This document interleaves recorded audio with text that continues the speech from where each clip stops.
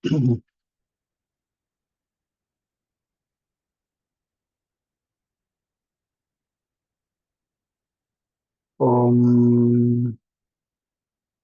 Sahana Vavatu Sahanau Bhunaktu Sahaviryam Karavavahai Tejasvinavadhitamastu ma vidvishavahai.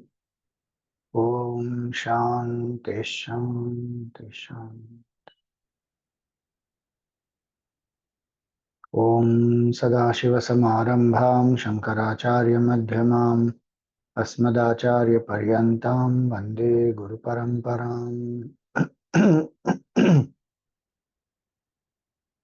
Shruti-smriti-purāṇānaṁ Ālayam Karuṇālayam Namāmi Bhagavadpādam Shankaram Lokashankaram Shankaram Shankaracharyam Keshavam Badarāyanam Sutrabhāśya-kritau Vande Bhagavantau Punah Punaha.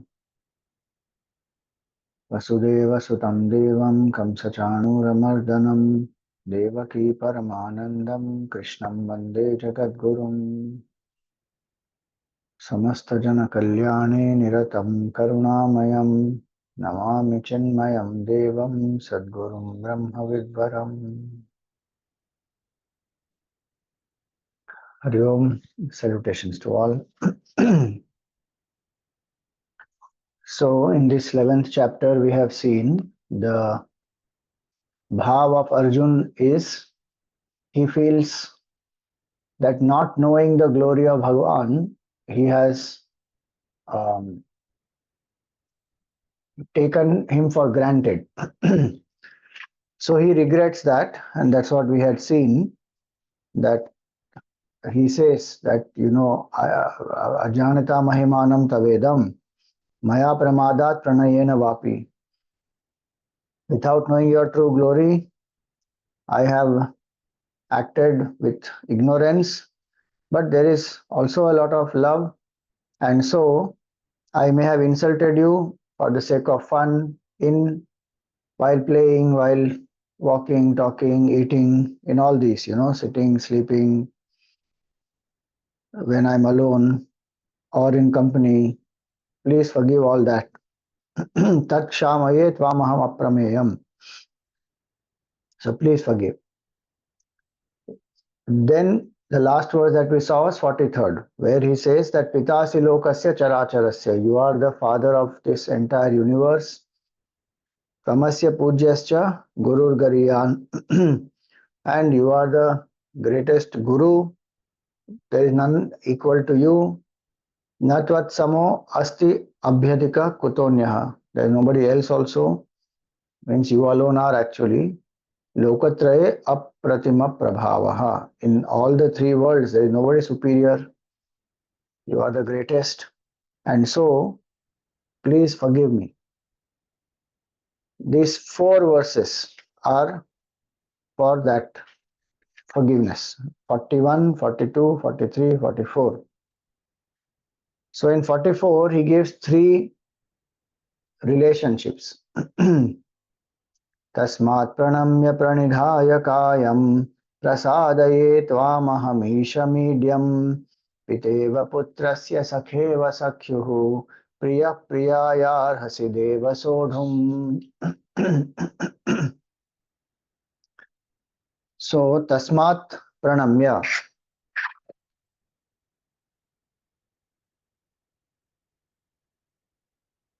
So he folds his hands and then pranidhaya kayam, prostrates. Prasadaye tvam aham isham idyam. I crave for forgiveness from you who are Isha, who are the Lord, and who are idiom, who are worshipful. So, how 3 examples he gives? Like a father forgives the son, piteva putrasya. Like a friend forgives another friend, and sakheva sakhyu, and priya priyayar hasti. Lover forgives the beloved. In that way, O Lord, Deva Sodhum, please you forgive me. So these 3 attitudes they indicate why only these three specifically, why not any other attitudes. So Piteva Putrasya is ignorance, childishness. Small child is in the lap of the father, and sometimes the child kicks the father also. Sometimes if there is a beard, the child may pull the beard. With the hand, the child may hit. The child doesn't know. So out of ignorance, out of a certain level of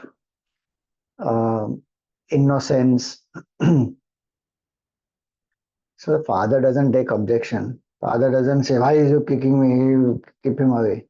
Father forgives. Father is very happy also that my child is so sweet, so dynamic, all that. So the father forgives. Arjun says, you are, he already said, Pitasi Lokasya, you are the father of the whole world. I am one small, ignorant child, innocent. I may have acted without knowing your glory. You please forgive me. So that is first attitude. Piteva Putrasya. Then Sakheva Sakhyu, like a friend forgives another friend. So Piteva Putrasya, Sakheva Sakhyuhu. So that is sometimes out of fun also, the friends, they pull each other's leg, they make some sarcastic taunt or some comment, or they play a prank out of fun. There is no intent to insult. Sometimes one cheeky comment one passes, but the opposite person may feel hurt, even in a prank. So out of fun, someone may feel insulted out of ignorance and innocence. So out of fun, then now the friend says, sorry, don't take it to heart, I didn't mean it. Forgive. So that is Sakheva Sakhyu. And Priya Priyayar Hasi, like a lover forgives the beloved out of the bond of intimacy. So there is closeness. So the relationship where there is maximum closeness is the one where one gets maximum hurt also. So sometimes knowingly one does it, sometimes unknowingly one does it, but one is seeking forgiveness. Arjun here, for Arjun, all the three examples are unknowingly done. Unknowingly, the child kicks the father, unknowingly, the friend makes some comment and it may hurt the other friend. Unknowingly, something has been done by the lover, the beloved gets affected. So, in all three represent different levels of closeness, as well as they represent the three causes why somebody may feel insulted, hurt, pained. One is ignorance, carelessness, or innocence. Second is where we may do something with the attitude of fun, uh, a joke, but the opposite person may feel insulted. As well as the third one, out of intimacy, where one does something thinking that, this person is, one takes that person for granted. One is so close that they will know me or I understand them, but the person may feel insulted and hurt. So he gives these three examples. In this, as we saw in Arjun's context, he doesn't know that this is the Lord of the whole universe. So he seeks, please, you forgive me. So these four verses are forgiveness. And so the act of forgiveness is what? The act of surrender. Tasmat pranamya, he said, folding his hands and then he is prostrating. Bhagwan is in his Vishwarupa only. And he is prostrating, that we earlier saw he was prostrating everywhere. Because all around him he is seeing the Vishwarupa. Here specifically, he is prostrating for forgiveness. That time he was prostrating out of wonder, out of amazement, out of sense of awe. Now he is prostrating because he is seeking forgiveness. That's why Priya Priya Yarhasi Deva Sodhum. Now, when he has done this, then he requests also now.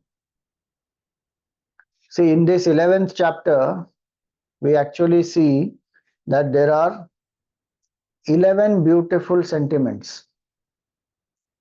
Ram Sukdas Ji Maharaj has given very nicely in his commentary, Sadhak Sanjeevani. If you want very good clarity on the Gita, you must read this. Sadhak Sanjeevani, Gita Press has printed, beautiful commentary. So in that he says this, 11 sentiments.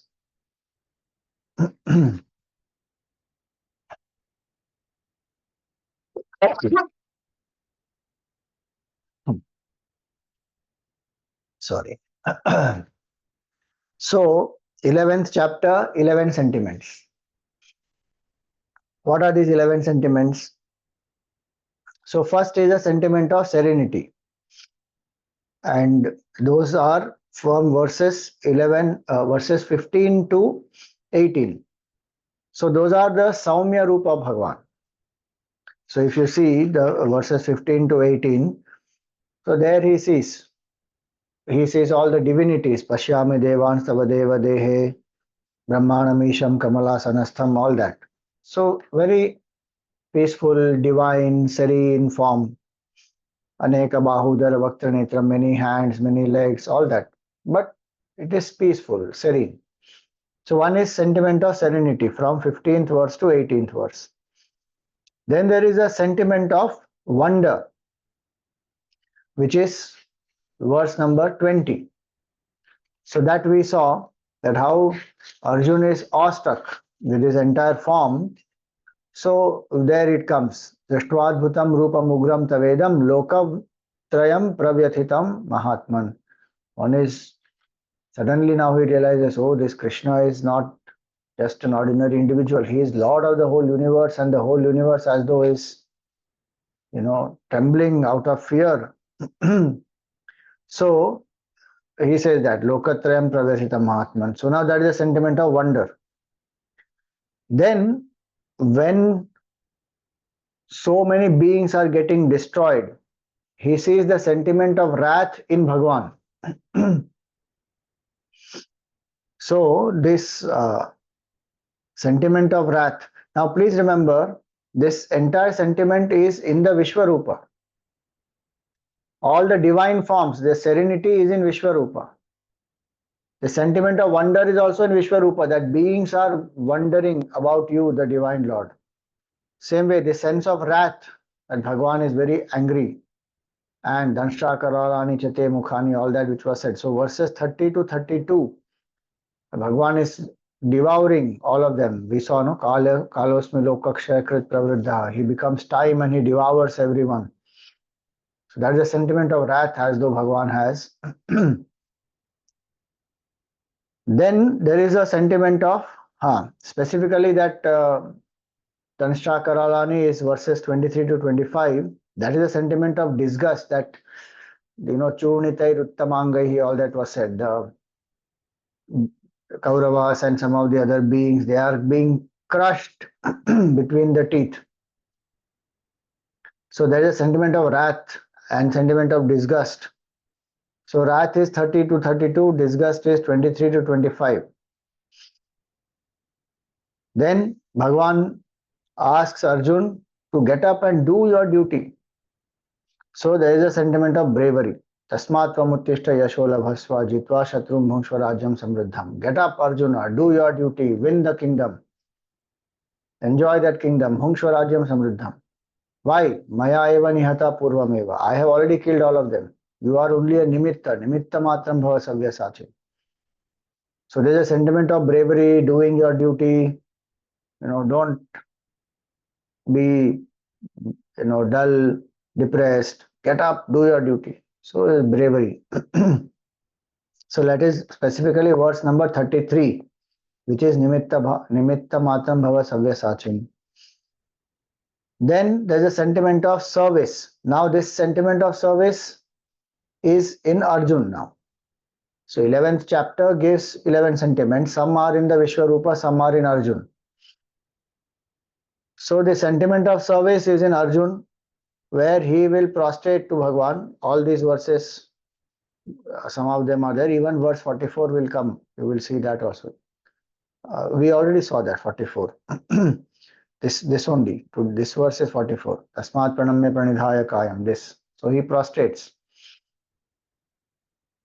Why? Out seeking forgiveness. Then there is a great sentiment of pity. Arjun feels the pity. When he sees so many beings getting killed and destroyed, there is a sentiment of fear as well as pity. So from verses 28 and 29. Then there's a sentiment of these three sentiments, Piteva putrasya sakheva sakhyu priya priyayar hasi.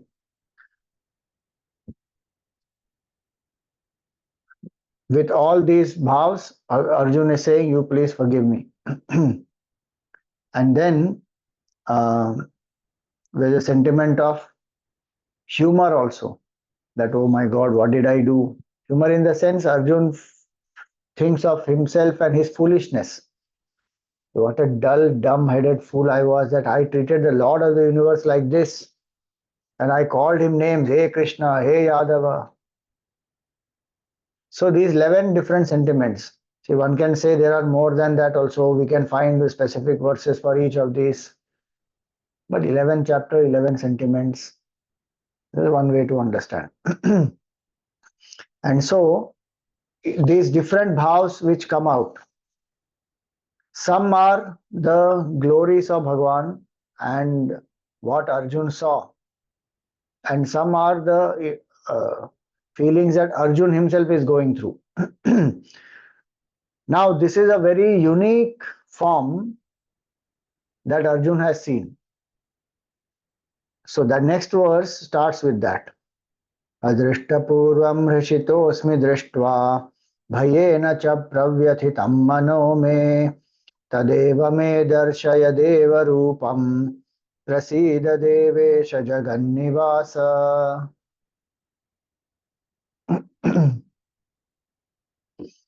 Adrishta Purvam. This form has never been seen earlier. Adrishta Purvam. Rishitosmi Drishtva.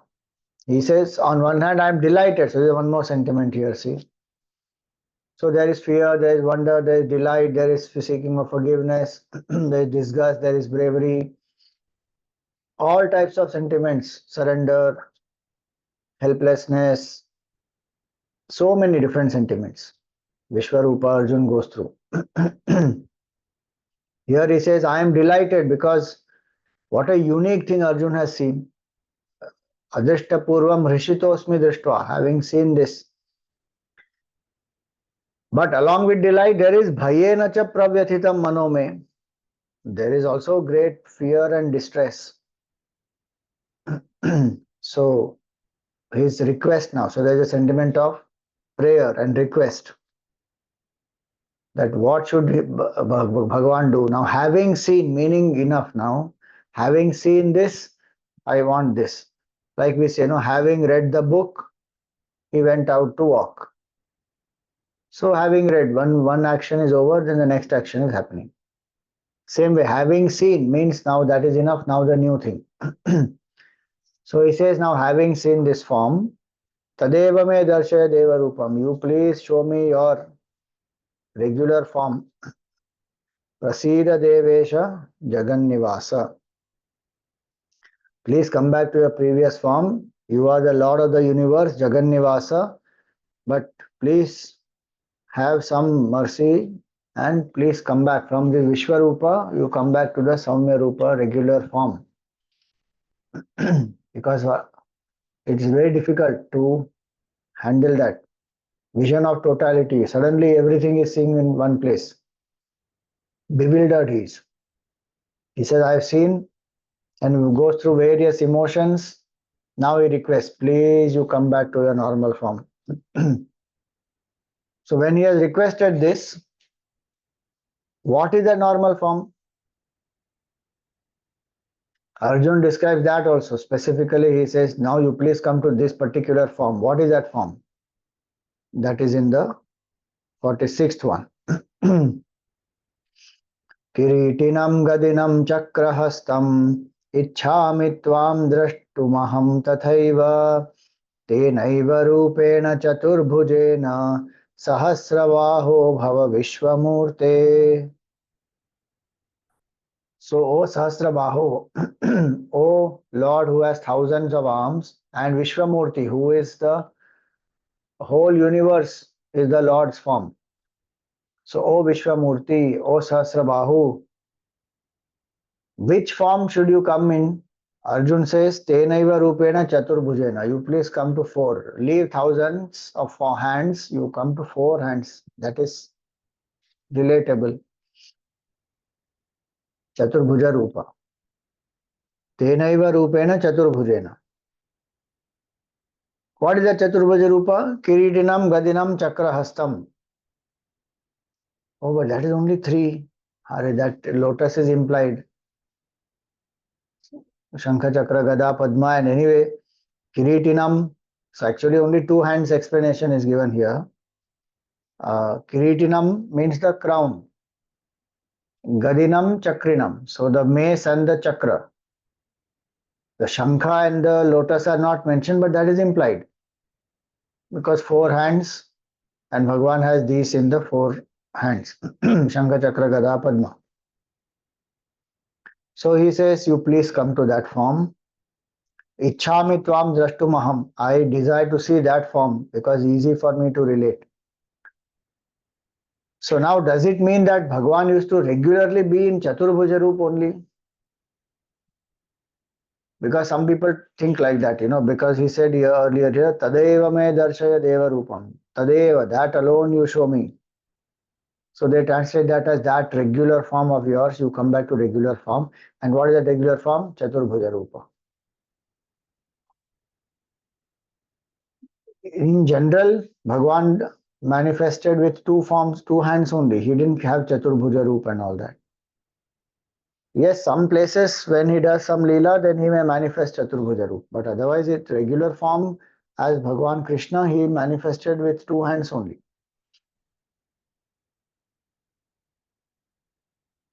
But then why is Arjun saying four hands? Meaning he recognizes Krishna as the avatar of Bhagwan Vishnu himself. He doesn't think that Krishna is just a cowherd boy anymore. He thinks, he knows this avatar of Bhagwan Vishnu. One. Two, this form from thousands of hands, this particular form is what Arjun can connect with and relate with. And that also is a form which is the form of the sustainer of the universe. So that way, Bhagwan is here to protect dharma, to sustain dharma.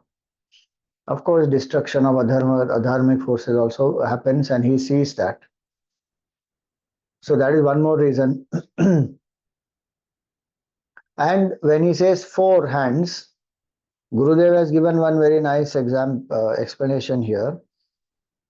So blue is the color of infinity. Our eyes will see something where boundary is not there. It will make it appear like blue. Like the sky has no color, but it appears blue to us. Ocean waters don't no color, but it will appear blue to us. So blue color is infinity and matter is yellow. So infinity clothed in matter is the blue color of the Lord wearing the Pitambara. Is Bhagwan who is infinite has come into finite form. But he is not like ordinary person like us. So recognizing his divinity, he says four hands. Regular human beings doesn't have four hands, only two. But he is the Lord and he is Vishnu Bhagwan. So four hands. And four hands, the four symbols, four ayudhas that he has, or four things that he has in his hands, each of them have a nice symbolism. With the conch, Bhagwan gives us a wake-up call to turn within, to stop running in the world outside. Now, if we don't listen, then with the Gada, one shot, some terrific experiences come in life.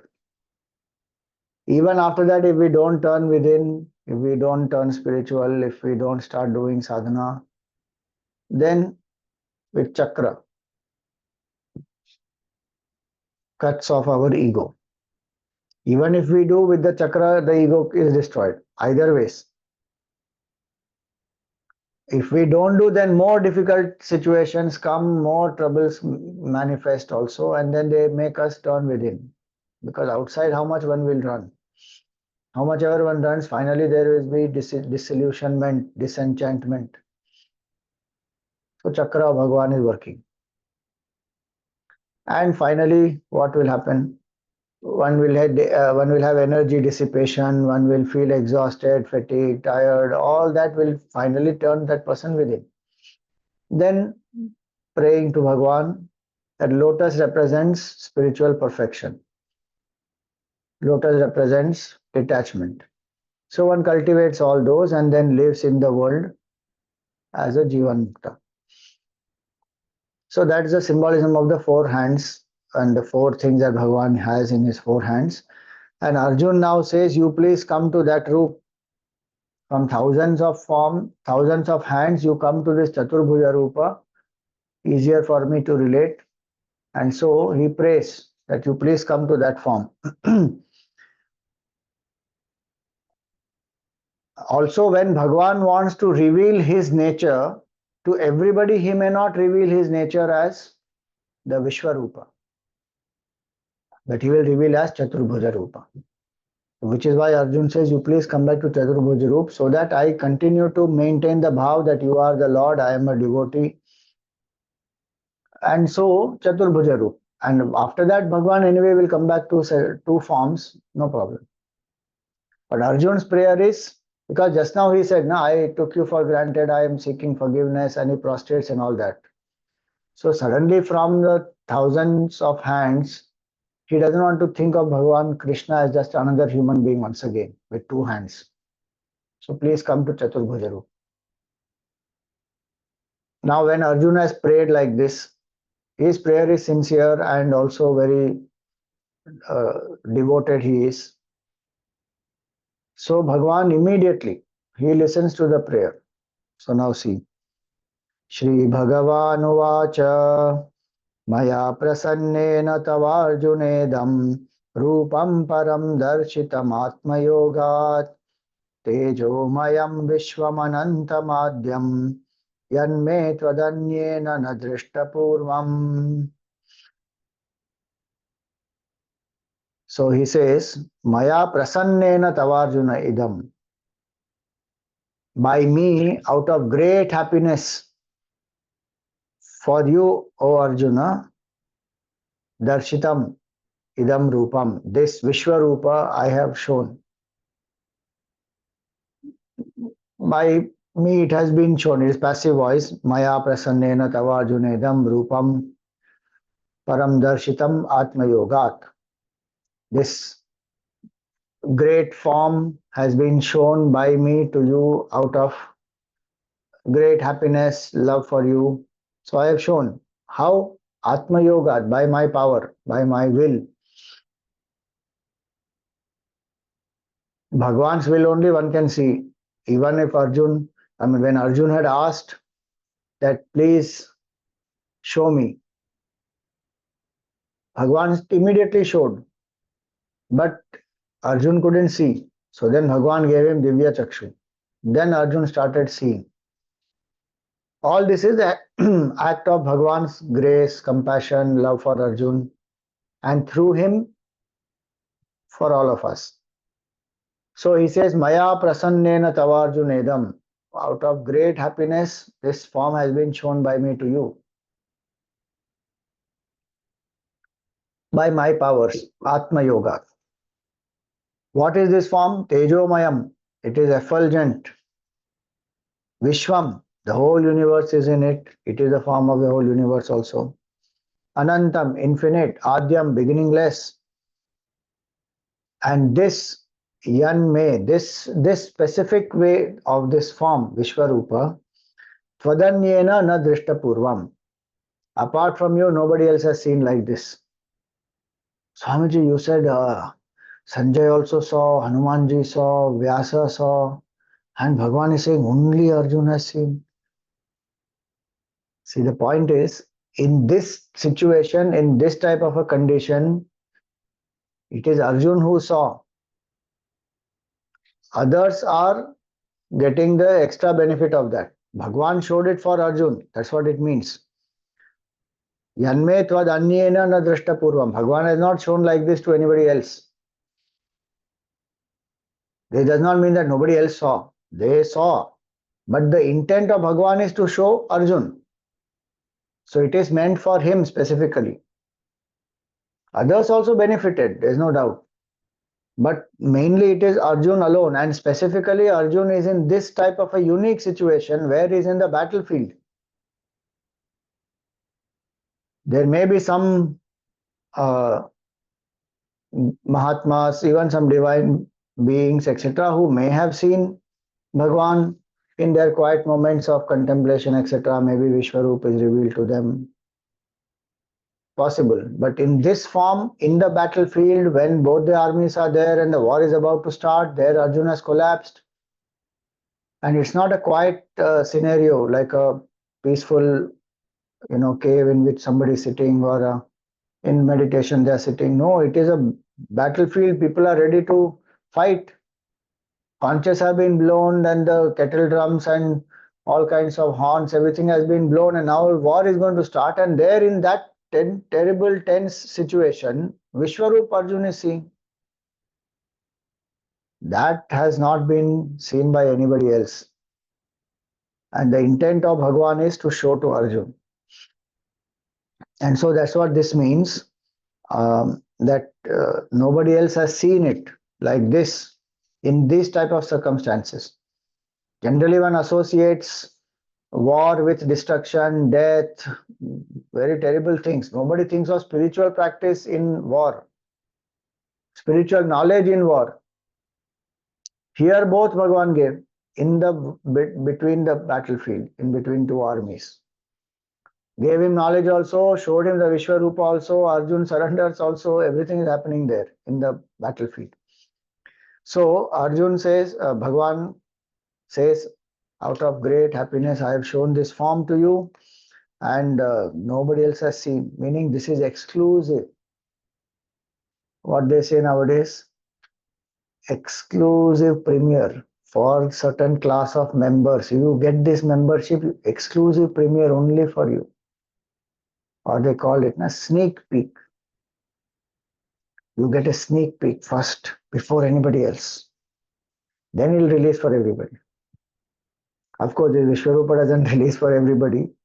That Bhagwan says further, if somebody thinks that, oh, I will get it by this, by this, by this. No, no, no. That's why the word Atma Yoga is used here. By will of Bhagwan and by the power of Bhagwan, by his yogic power, he showed it. Otherwise, as we saw earlier, every single moment Vishwarup alone is there. All around us is Vishwarup of Bhagwan only. But there is a boundary of space, time, so past, present, future, all that we can't see at one glance. So this is a Virat Rupa of Bhagwan, no doubt. But it has conditionings of past, present, future, of time, of space. In Vishwarupa, this time, space, boundary, everything gone. Everything Arjuna saw in one place, in the body of the Lord. And so, when Bhagwan says that out of my yogic power I have shown you, it is by the yogic power of Bhagwan that this whole Vishwarup has been shown, and Arjun's capability was not there. So Bhagwan with his yogic power made him capable to see this form also. So that Divya Chakshu he gave, that also is his yogic power only. And that's what he means, Atma Yoga. How much ever a seeker may purify one's mind, Vishwarup will be seen only by Bhagwan's grace. And the Divya Chakshu also will come by Bhagwan's grace. And so that's what he says in the next one, that this form can't be seen by anybody as a result of some sadhanas, etc. It is by his Atma Yoga, so it is by his grace only this will happen. See this.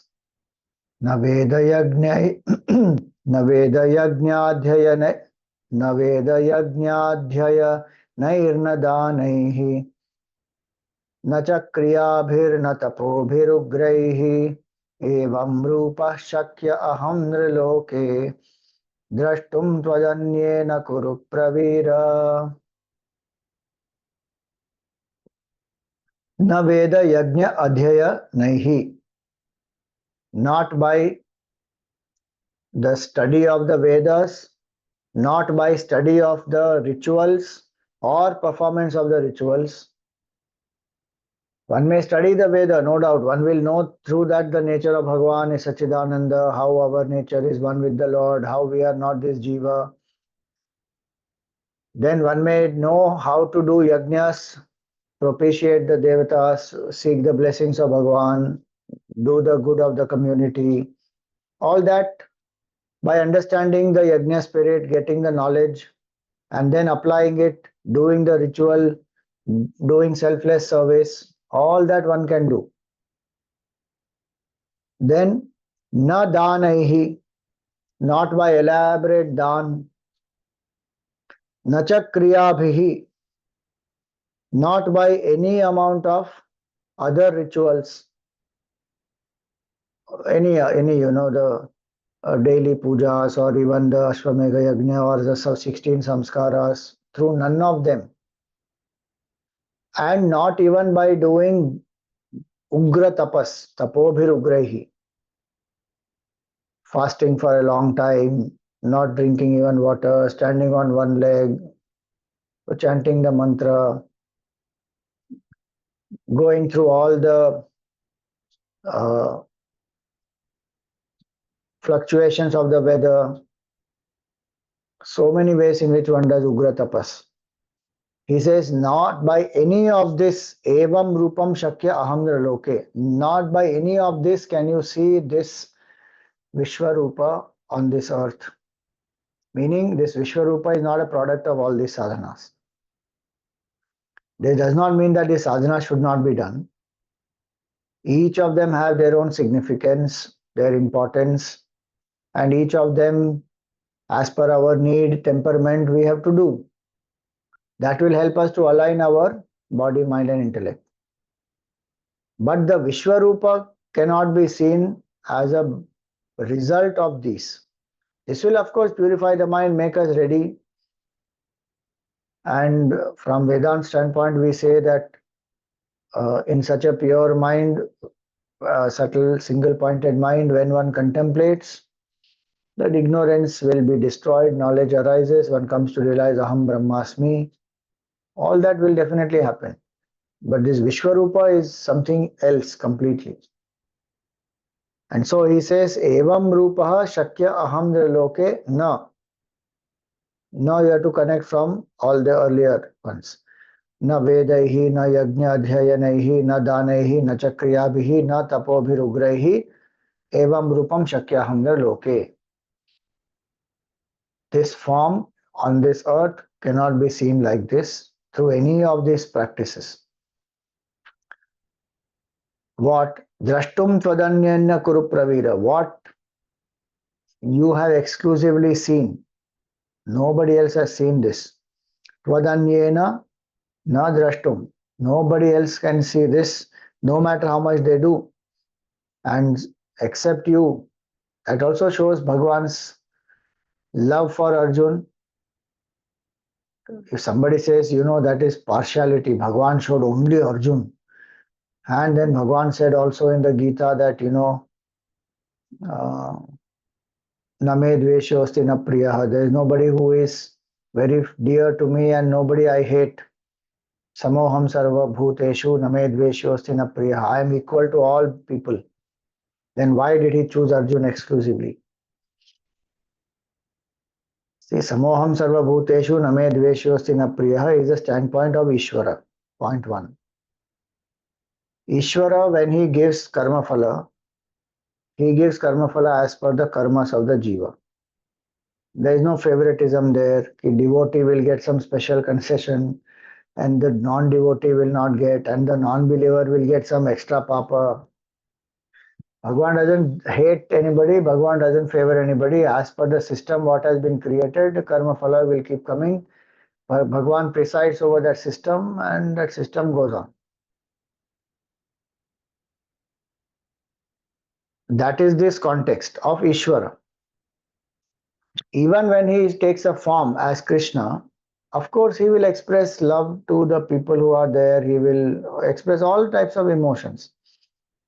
Bhagwan will not say that I am equal to Duryodhana and Arjun and to Bhishma and Drona and Dhritarashtra, everybody. From Brahman standpoint, yes, he sees everyone as, there is no everyone, there is only Brahman. From Ishvara standpoint, he will give the karma phala to all the jivas. And specifically as a form of Krishna, he will have the emotions, but none of them will bind him. So he loves Mother Yashoda and Devaki Mata and Vasudevji. That love is different. Love for the gopis is different. Love for his wives is different. Love for Arjun is different. Now that is not partiality. That is playing that role properly. So we have to understand standpoint. Also, we have to understand here that when Bhagavan says Twadanyena Kuru Pravira, there is nobody else who has seen like this form. It is also because Arjun surrendered. And now Arjun uh, is not only an individual who is the son of Kunti. Arjun is a disciple of Bhagavan who is a guru. So that's again a different unique bond. And how fortunate is Arjun. Generally, we surrender to a guru, guru leads us to the Lord. In Arjun's case, Lord only is his guru, direct. So, whom will the Lord lead him to, the guru lead him to? It is he only. Showed the Vishwarup. Also because Arjun asked, sincerely he asked, and he wants to know. And Bhagwan revealed. Swamiji, will Bhagwan reveal Vishwarupa to us also if we ask? If we ask sincerely, Bhagwan will. If we are not ready, Bhagwan will help us to become ready. But our intensity and our seeking must be that strong. Don't think of Arjun as an ordinary person. He has done 12 years tapasya, please Bhagwan Shiva himself. His levels of concentration, purity of mind, etc. are very different. Making him as a nimitta and creating that attachment in him for Bhishma and Drona, Bhagwan gave this knowledge of Gita to all of us.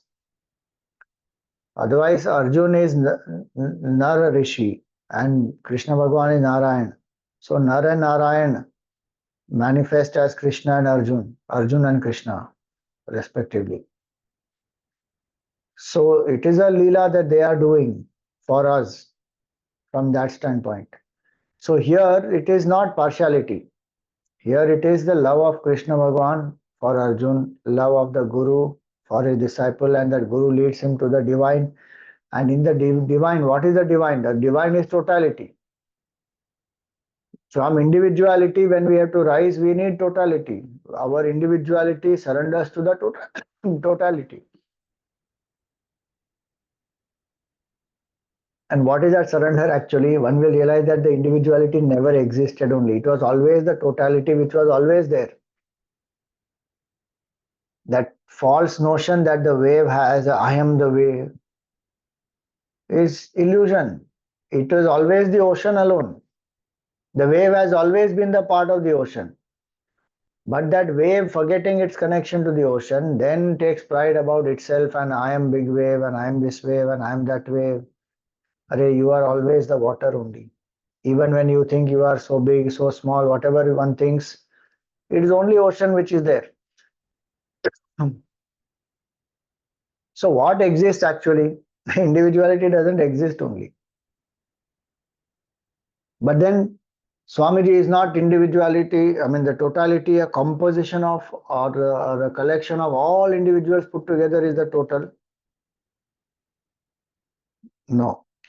Yes, at one level we say all the individuals put together is the total, but totality doesn't depend on individuality. Individuality depends on the totality. All the waves are a part of the ocean, but ocean is not limited by the waves.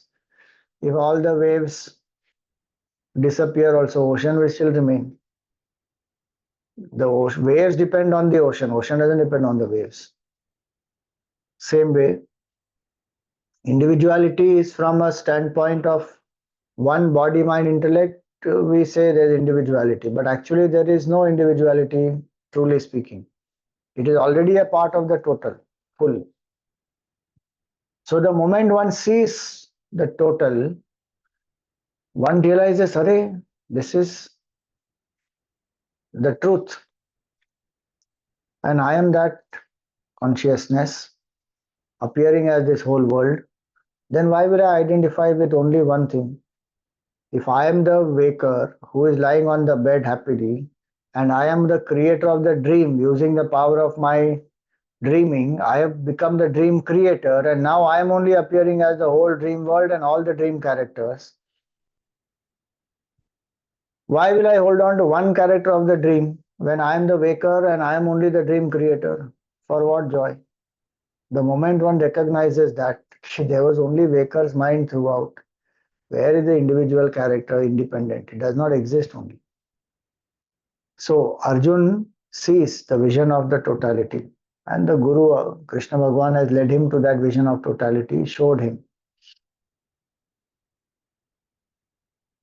Some people say that did Krishna Bhagwan show this vision to Duryodhan first?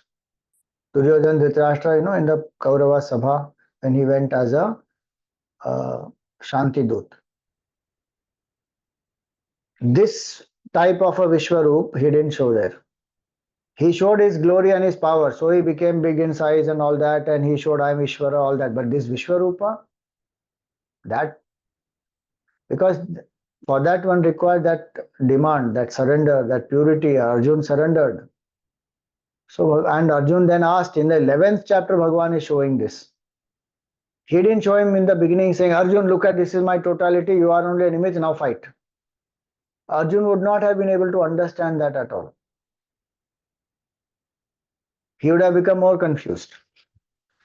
Bhagavan builds the whole base properly, and then Arjun has a natural, spontaneous desire to see Bhagavan in this particular form. Then Bhagavan shows him the form.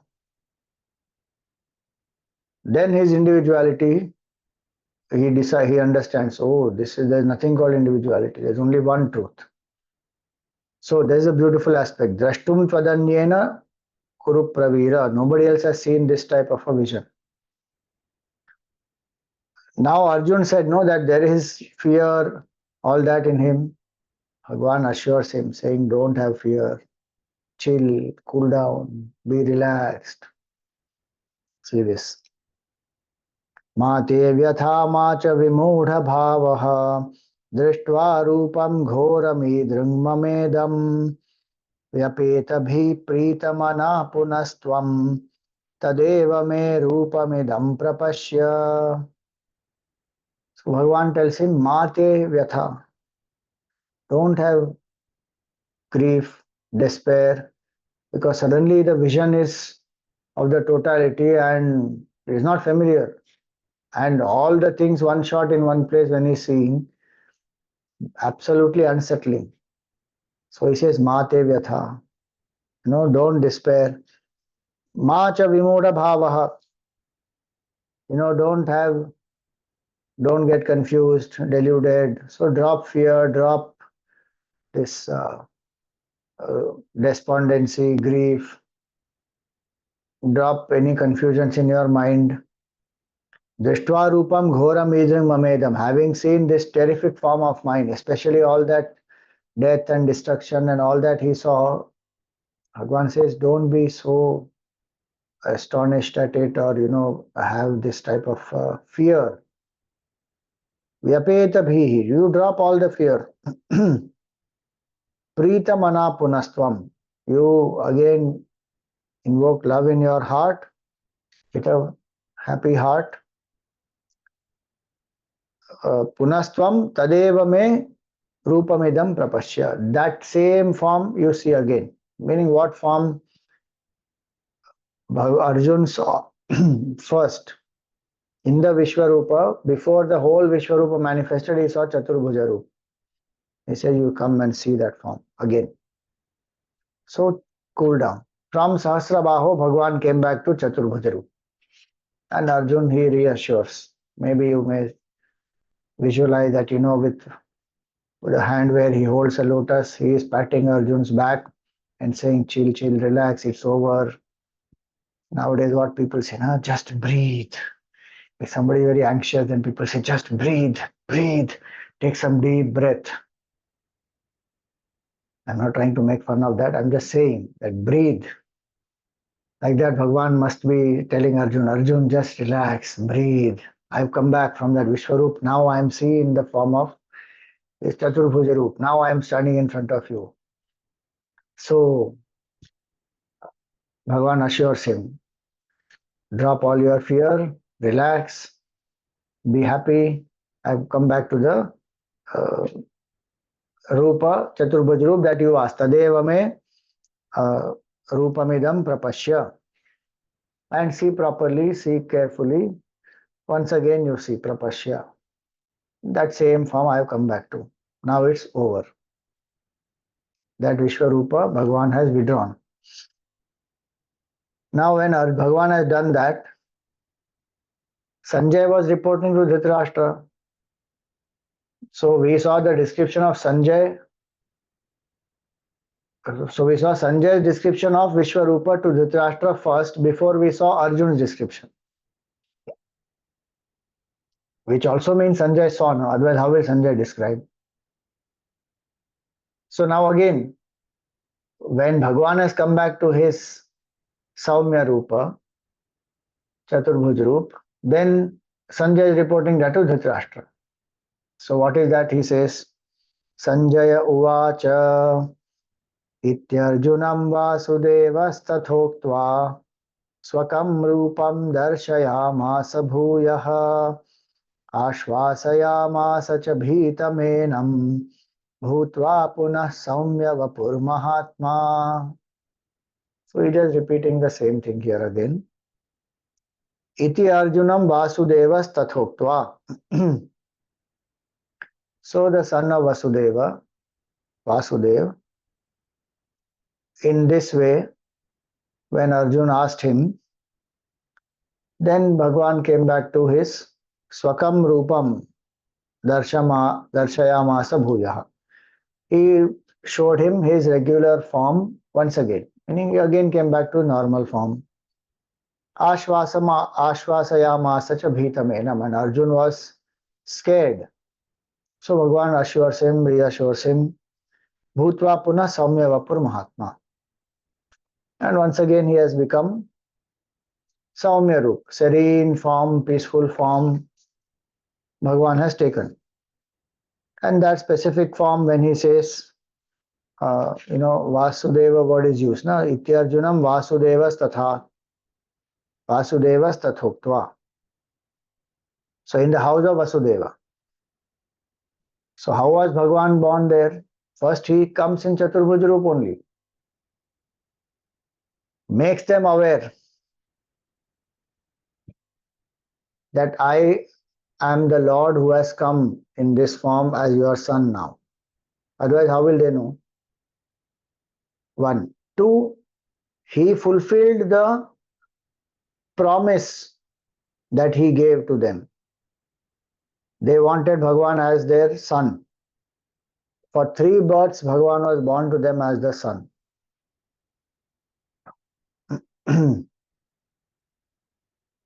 To Prishnigarbha and Sutapa he is born. To Prishni, so he is called Prishnigarbha. To Prishni and Sutapa he is born first.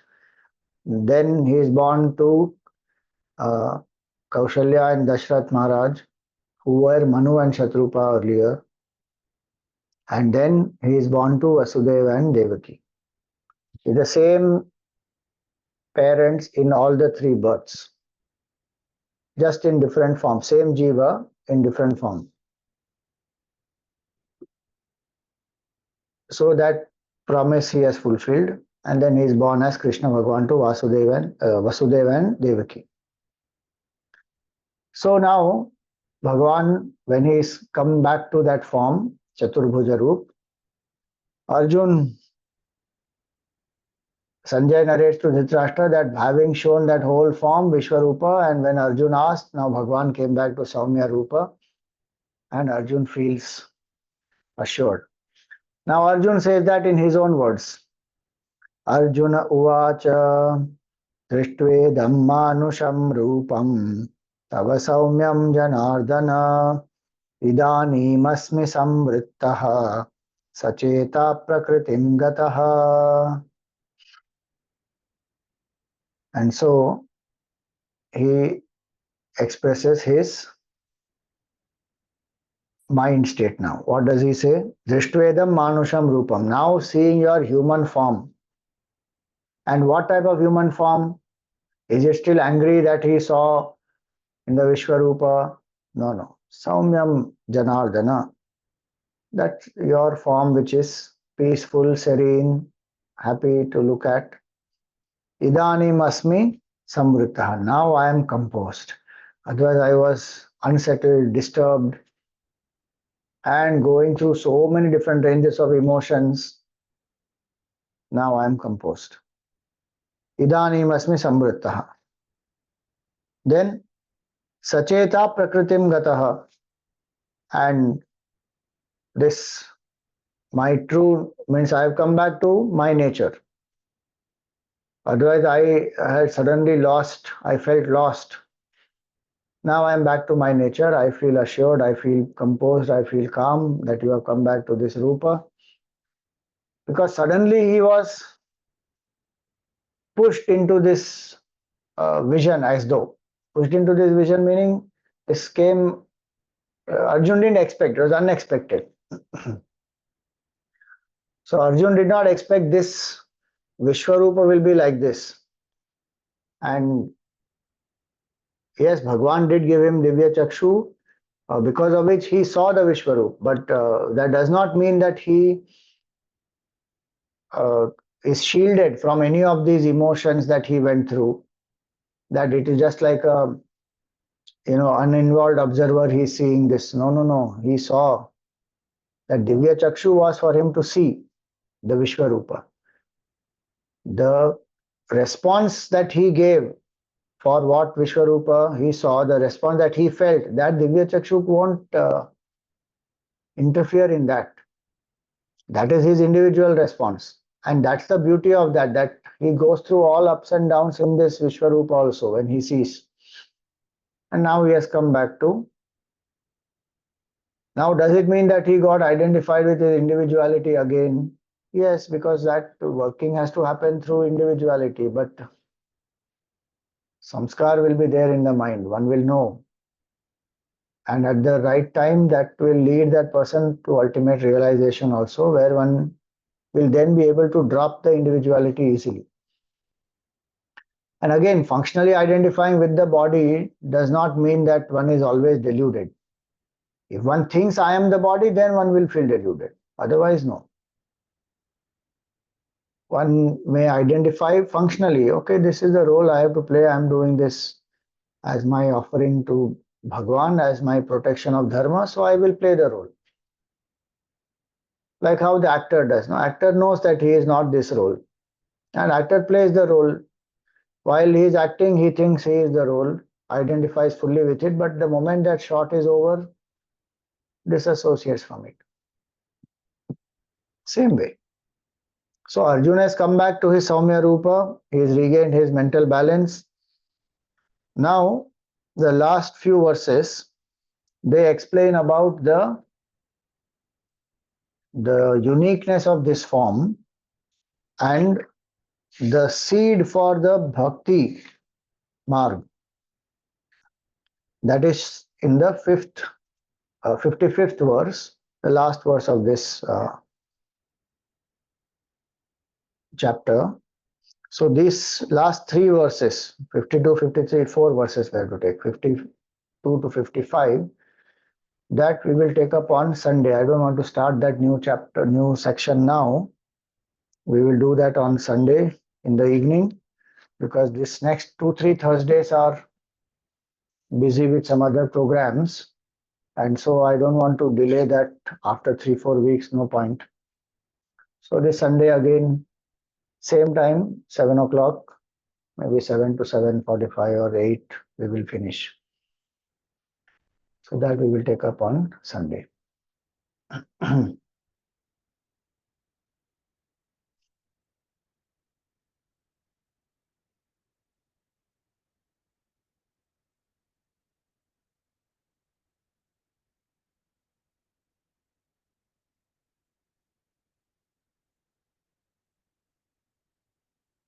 So we thank all our Yajmans, the Mukhya Yajmans for the whole series of 11th chapter. Parag Wagh, Kalpana Morparia ji, Hemant Truya ji, Bharat Khanna ji, Achyutan Nair ji, Nandita Parekh ji. Aarti Yajmans for all the sessions. Vipul ji, Nalini ji, Surbhi ji, Rajan ji, Sapna ji, Dipti ji, Jolly ji. Ajay ji, Kirit ji, Garima ji, Jayashree ji, Jyotsna ji, Hem ji, Vijaya ji, Vinu ji, Tarana ji, Mukta ji, and Majnu ji. The Dainik Yajman for today, Naina Daryanani ji, Mona Desai ji, Sapna Amit ji, Namisha Chauhan ji, and Veena Chatlani ji. And our Aarti Yajman for today, Indumati, and Ajay Gaur ji. So we invoke God's grace, Gurudev's blessings on them, their families, and everyone present here. May Bhagwan grant us the vision of the totality, help us to surrender the individuality, grant us the peace, balance, and happiness to do our duties anchored in devotion and to come to realize oneness with the Supreme. Om Tat Sat.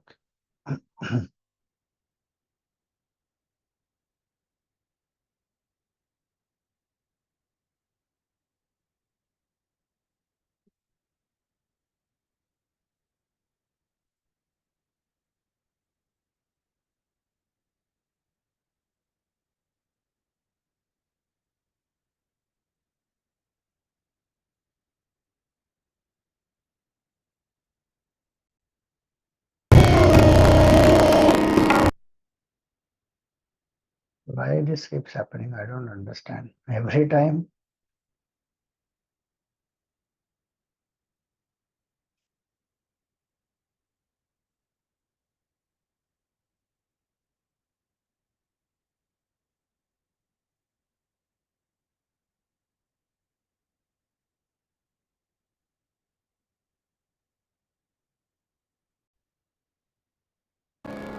ओम जय Bharat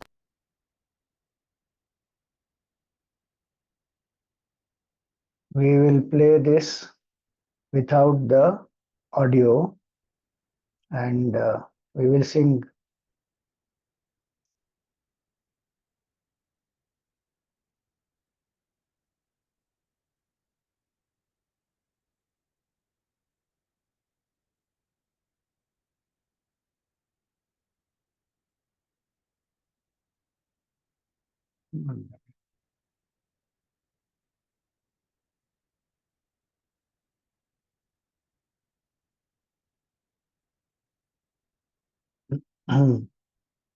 So I will just share the Gita Arati in the uh, chat, so you can use that to sing, and we will see the video and just sing.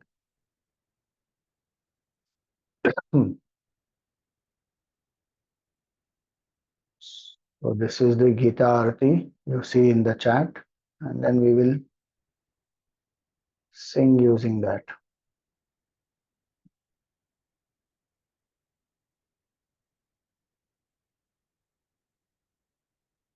ॐ जय भगवद्गीते मैया जय भगवद्गीते हरिः कमलविहारिणि सुन्दरसुपुनीते ॐ जय भगवद्गीते कर्मसुमर्मप्रकाशिनि कामासक्तिहरा तत्त्वज्ञानविकासिनि विद्या ब्रह्मपरा ॐ जय भगवद्गीते निश्चलभक्तिविधायिनि निर्मलमलहारी शरणरहस्य प्रदायिनि सबविधि सुखकारी ॐ जय भगवद्गीते रागद्वेषविदारिणि कारिणि मोद सदा भवभयहारिणि तारिणि परमानन्दप्रदा ॐ जय भगवद्गीते आसुरभावविनाशिनि नाशिनि तमरजनी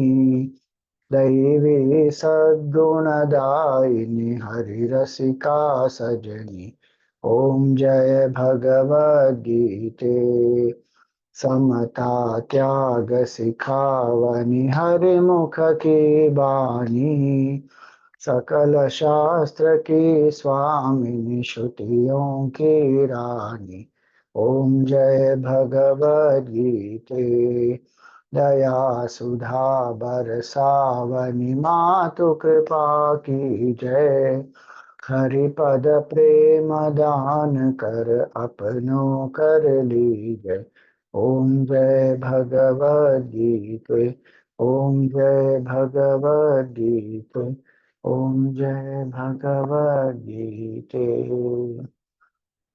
बोलिए श्री गीता मैया की जय श्री कृष्णचंद्र भगवान की जय श्री सद्गुरुनाथ महाराज की जय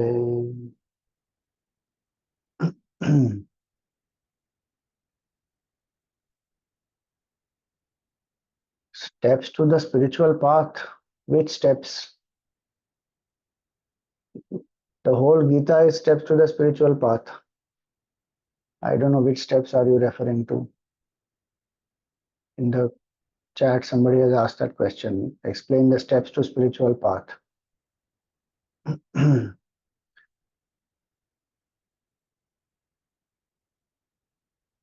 Are Megha Parekh, unmute please.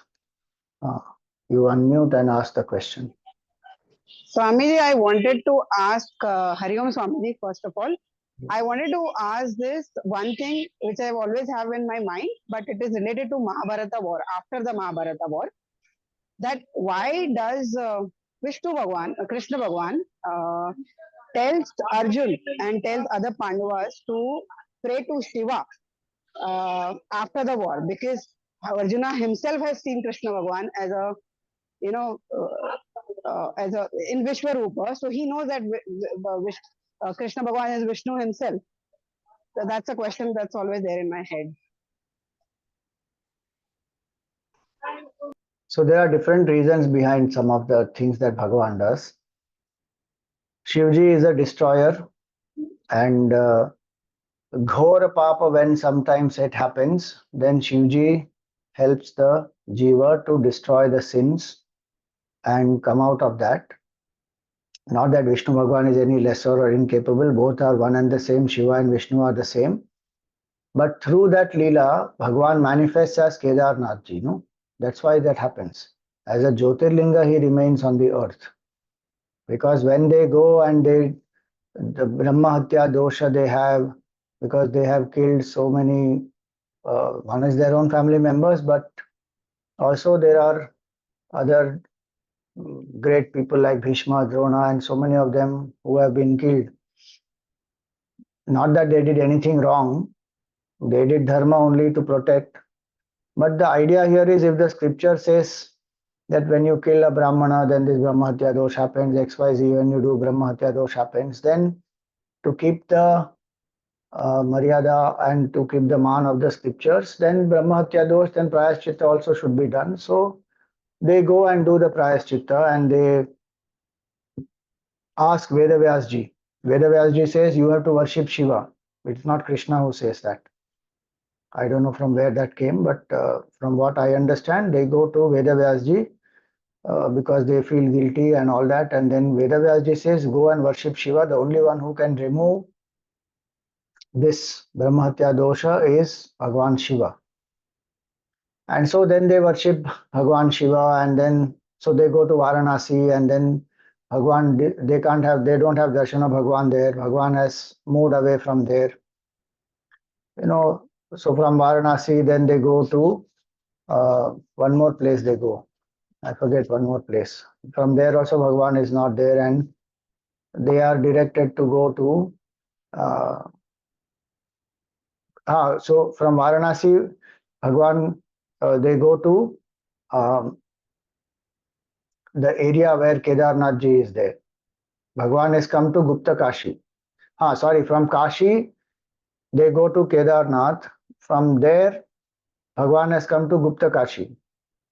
When they come to Gupta Kashi, Kedarnath means that area Kedarnath. They go there because people say that Bhagwan has gone there. So they go there. Then Bhagwan comes to Gupta Kashi. From Gupta Kashi, when they come there, Bhagwan goes back towards to Kedarnath in the form of a bull. And that's where then Bhima identifies him, and then they catch him, and then so Bhagwan goes into the whatever you call the ground, and the hind part remains out there, and that is the Kedarnath ji. So all that Leela Bhagwan does. Now through that he remains on the earth as Kedarnath ji. So that's why this happens. That is my understanding, and this is based on Shiva Puran. If something else is written in Mahabharata, I have not yet read the full Mahabharata as written in the Sanskrit verses yet. Then I am not aware. Then there may be some other reasoning, but what I know is this, and that's what is given in the Shiva Puran.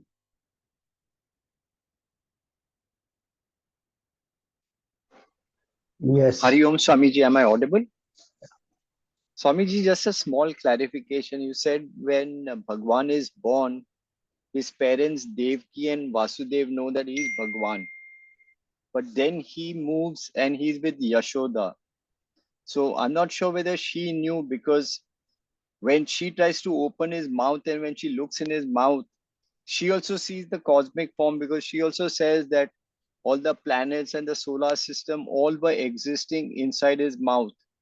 So is that something very different from what Arjun saw? And she also seemed quite horrified when she saw it. So if you can just throw some light on that. In my understanding, they both are very different things. In the mouth, Bhagwan only showed the cosmos to Mother Yashoda to make her understand that he is the Lord of the universe, and give her a glimpse for her mukti and for her liberation. What Arjun saw is past, present, future in one place. And that's why Bhagwan says nobody else has seen this type of a form before. Otherwise, he would have said Yashoda has seen. No, he would have said that. Yeah. I have shown to Yashoda, but yeah.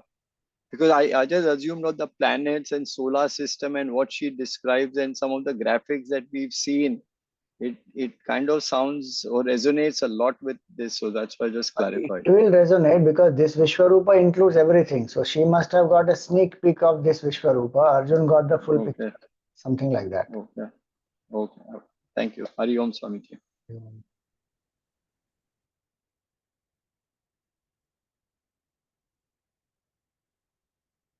Yes, Karan.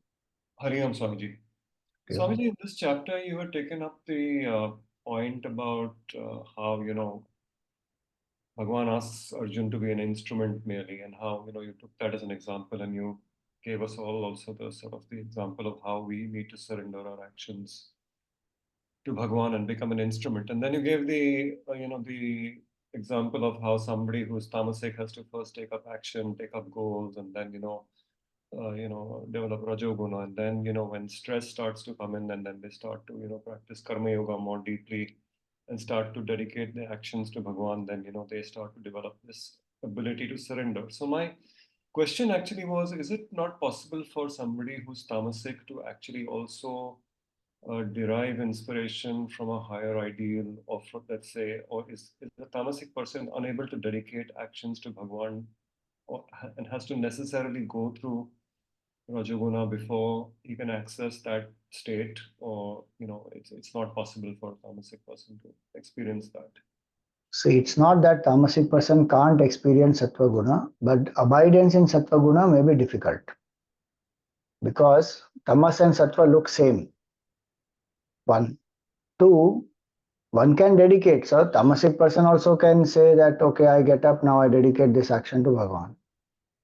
But if that tamasic person continues to be in tamas, then that dedication will not last. That's what we mean by abidance. So that person has to become dynamic and dedicate those actions to the divine, and then the meditation, when one sits and does, that also will become like a sattvic prayer which one can dedicate to the Lord. Straight from tamas to sattva, one may jump and attain for a short while also, but abidance will not happen. So dynamism is a very important step in between. And I'm not talking of only individual experiences, I'm talking in general, the what we call as the steady nature of a person, or the sthayi bhav, what we say in Hindi. If the steady nature of a person is lazy, lethargic, dull, procrastinating, that will not even allow that person to do consistently the sadhana of karma yoga, of meditation, or even karma yoga, or any puja, japa, any of that, because tamoguna is pradhan. So if a person is tamoguna pradhan, then that person has to become from that to rajoguna pradhan, because one has to come out of that state of disinterestedness, laziness, lethargy, procrastination, carelessness, indulgence, weakness, all that. One has to drop that. Which is why Bhagavan told Gita to Arjun only after bringing him to the state of surrender.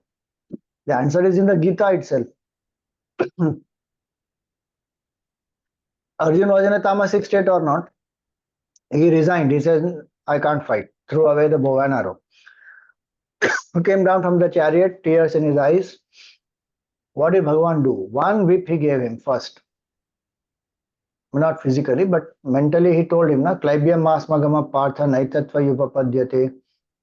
Don't act so unmanly and this does not befit you. He didn't for a moment encourage the tamas of Arjun. Not a moment. He did not say, yes, Arjun, I can understand. It is difficult for you. You must be going through so much of turmoil. How it is not easy to kill your people. Nothing. One shot he gave, saying that drop this weakness of heart. Simply because Arjun was giving all kinds of excuses. And he has been a Kshatriya, he knows what is the war, why the war is fought, what is the reasoning, everything he knows. Still, he is allowing his emotions to overwhelm him, and because of that attachment, he has slipped into tamas now. So, from tamas, Arjun has to be brought to rajas. When Arjun is brought to rajas, then from there, he is brought to sattva. Finally, he comes to sattva by accepting, yes, I am sorry, I am attached to Bhishma and Drona mainly. I'm very confused. Now I don't know what to do. Then he surrenders. Then the Gita is given to him. So it will be like this only, where from if my steady nature is tamas for that point in time or that phase of my life, I have to come to rajas.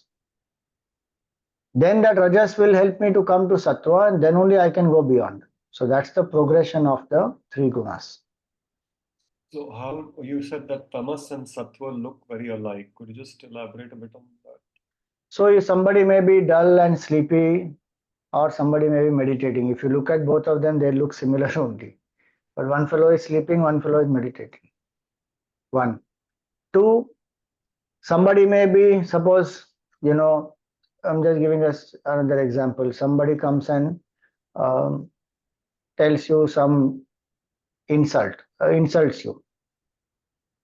One is out of cowardice, I may not react. Other is out of sattva, I may not react. Now, how will we know?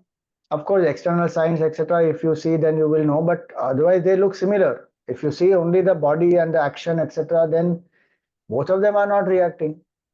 But one is not reacting out of tamas, Because one is not even feeling any insult, one is taking it for granted, one is so low in one's opinion about oneself. ठीक है, what is this person is saying, why to even tell anything to him? Tamoguna. Or one may be a wise sattvic person saying there is no point in reacting.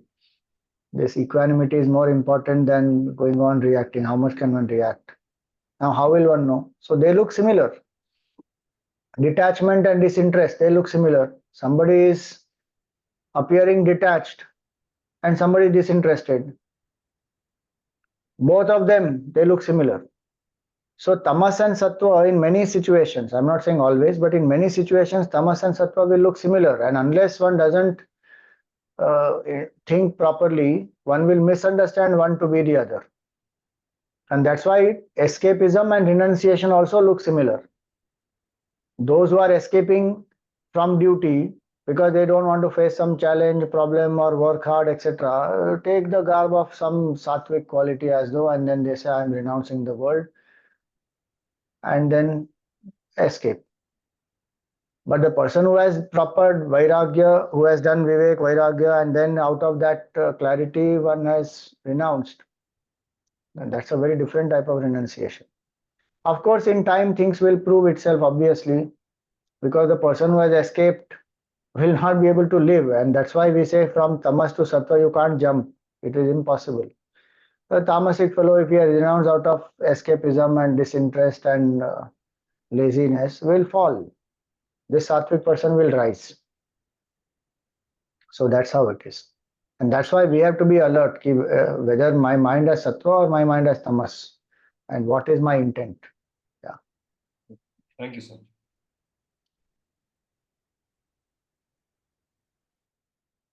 Okay, last question. Ashish ji. Hari Om Swamiji. Yeah.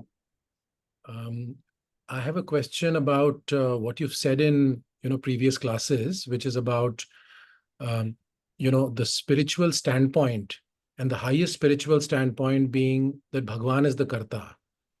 And there is perhaps no free will, but Bhagwan is the Karta of everything. So two related questions on that. One, what happened recently in the Kolkata case. My daughter also asked me this question, saying, if Bhagwan is the Karta, then how do we understand that situation? And I was not able to clearly sort of, comment on it.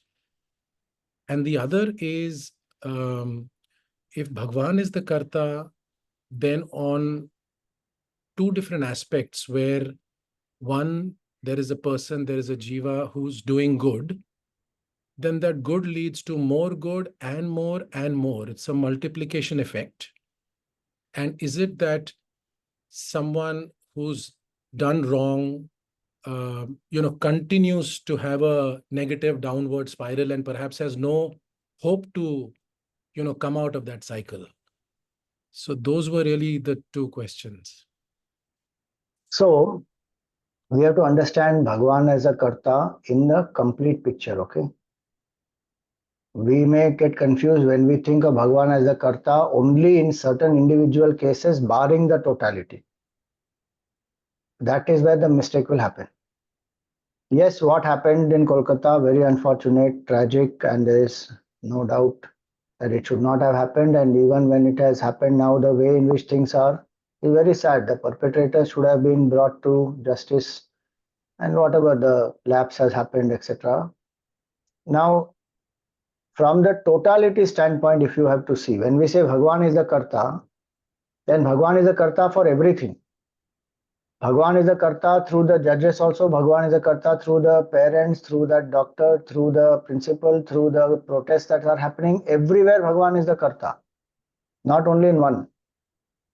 Because that Akarta Bhav will come when I drop the Karta Bhav totally, and we see everything that happens in the movie is done by the director. The villain is planted by the director. The police is put in the movie by the director. The punishment that the villain gets by the director. The pain that the particular actor goes through, that character goes through by the director. The happiness that some other character goes through by the director. So the full picture, when we say everything is by the Lord, then the full picture, everything is by Bhagwan only. Then individual bhavna doesn't come at all. Whoever abides in this clarity will not do adharma. Why? Because Bhagwan will never prompt like that. From the individual standpoint, when we think of it, the pure mind which has surrendered will never do adharma, because when one knows I am not the karta, then this type of action will not happen through that person. So if somebody says that, oh, anyway, Bhagwan is the karta, so I can do any crime and get away with it. No. If you have an intent to do a crime and then you want to put it on Bhagwan, then you are not actually abiding in the bhav that Bhagwan is a karta. You are only using that as an excuse to further your agenda. So that is not the right attitude which the Gita says. And that's why in the 11th chapter, Bhagwan says about predetermination. He doesn't say this in the first chapter. He could have told Arjun straight away in the beginning, no, Arjun, I have only killed all of them. You don't even worry, you just fight. 11 chapters, why this build-up has to happen? Because the ego has to be thinned out through karma yoga and all that, and then one will be able to understand predetermination. The predetermination standpoint is the highest standpoint. Only a person who has done karma yoga, surrendered, made the mind single pointed, has devotion to Bhagwan, can even apply this surrender, apply this attitude of predetermination. So yes, from the complete total big picture, every single thing is done by Bhagwan only. So the jiva will not even have the question that why is Bhagwan doing, because it is his leela. I am nobody in this. He alone is going through all this, and he alone is appearing as all this. He alone is the doer of all this. What am I? I am only an instrument, nimitta. So however unfair it appears to be, this is not to say that anything is justified. As I said earlier, if somebody is doing that mischief, that saying that Bhagwan only is the karta, so I can do murder, I can do rape, I can do violence, and then I can steal, and then I can get away with it. Why? Because Bhagwan only did it. Then Bhagwan only becomes the punisher also and gives you the full punishment. That time don't cry. That time don't say, why am I being punished? Bhagwan is a karta. No, Bhagwan is suffering that through you only. If through you Bhagwan did this, through you only Bhagwan is suffering that also, and through that policeman or the judiciary or whatever it is, Bhagwan is only punishing also. So that big picture has to be seen clearly.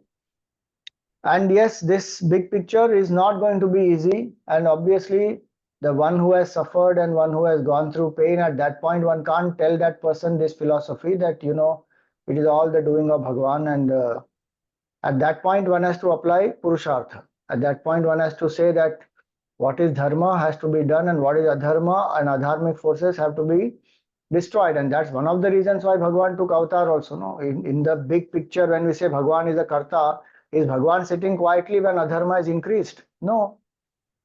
He's coming down, no? He's taking avatar. And he's ensuring that the adharmic forces get the punishment. So we have to see the full picture. If adharmic forces are rising, then Bhagwan takes a avatar, comes, destroys them, ensures that they are put to justice, and establishes dharma. So that is one aspect. Then the second question that you had asked was, repeat the second question. That good leads to more good, and So good leads to more good and bad leads to more bad. It is not a vicious circle always, no, because then nobody who is no transformation can happen of a bad person, right? But we see how much transformation happens. So many examples are there. In the Gita 9th chapter itself, we saw, right, where Bhagwan says, Apichedasi papebhya sarvebhya papakritamaha sadhurev samantavya samyak vyavasito hi saha. Apiched suduracharah bhajate mam ananya bhag sadhurev samantavya samyak vyavasito hi saha. One may be worst of sinners, but if that person has taken a resolve to transform and stops the wrong ways, then from that moment one has to consider that person as a good person. Yes, the karmic consequences will come to that person, no doubt, but because that person has taken a resolve to transform and not fall for the lower tendencies, one will bear through those in dignity and rise, transform, evolve. That is the power of Purushartha. And that Purusharth also is grace of Bhagwan only.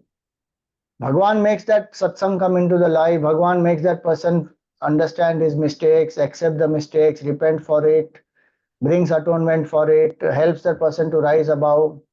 So all our Purusharth also is his Kripa only. So from highest standpoint, it is he alone doing everything, including the negative, then the transformation, the positive, and beyond. And from Purushartha standpoint also, if we see the human being especially, now we are not talking about other yonis, there they only exhaust karma and that also helps them to evolve only. But in human yoni, we have specifically the Purushartha capability because we have buddhi. So one can use that. And so the good continues to do good, but the good need not always do good now because the mind has impulsiveness and weakness, etc. So the good may also do bad. That's why alertness is required. Shastra one has to anchor in. That's why Gita's the 16th chapter will say that. Tasmat Shastram Pramanam Te Karya Karya Vyavasthitav.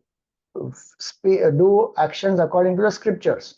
What is right, what is wrong, what is duty, what is not duty, how will we determine? Scriptural guidance one has to anchor in. And mind may bring up impulsiveness. If it is not appropriate, I have to put it aside. Because the scripture says you can rise to discover divinity and follow XYZ steps, you will realize. So even a good person has to be alert, do the sadhana. It is not that the good will by itself lead to only good. Yes, it will create good effect, there is no doubt. But my past karmas can bring up so many vasanas.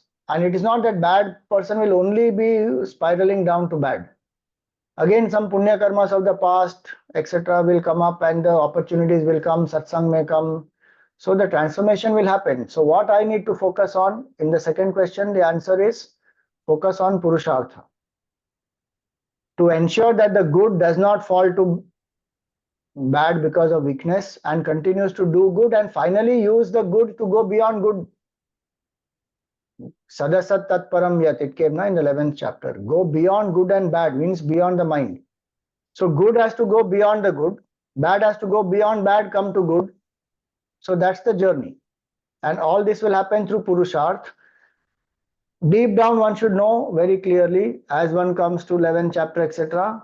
As we study philosophy more and more, we put our efforts. We should also know that all this effort is grace of Bhagavan alone.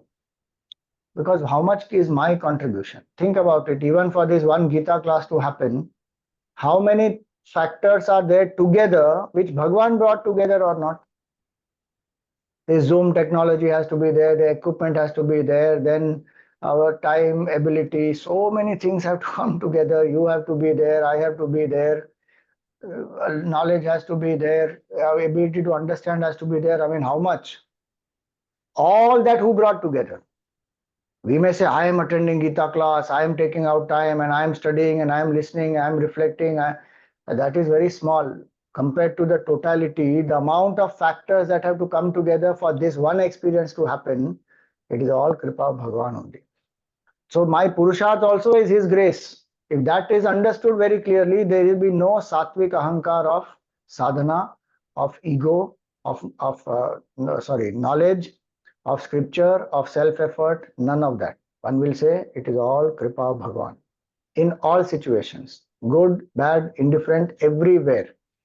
That's why it is the highest standpoint and it takes a lot of time, maturity and purity of mind to come to that standpoint and not become inactive. So if something wrong has happened, that's why I gave example of Krishna Bhagwan. Bhagwan himself comes down to set right adharma or not. He doesn't say that it is my will, let bad go on. No. So if I am in a situation where I can protest, I can do something to set right something which is going wrong, then I should do. And I should know very clearly that Bhagwan is doing that through me, so I don't have an ego of it. That's the right attitude to have. Thank you, Swamiji. Hari Om. Hari Om. Om Purnamada Purnamidam Purnat Purnamudachyate Purnasya Purnamadaya Purnameva Vashishyate. Om Shanti Shanti Shanti. Harihi Om Shri Gurubhyo Namaha. Harihi Om.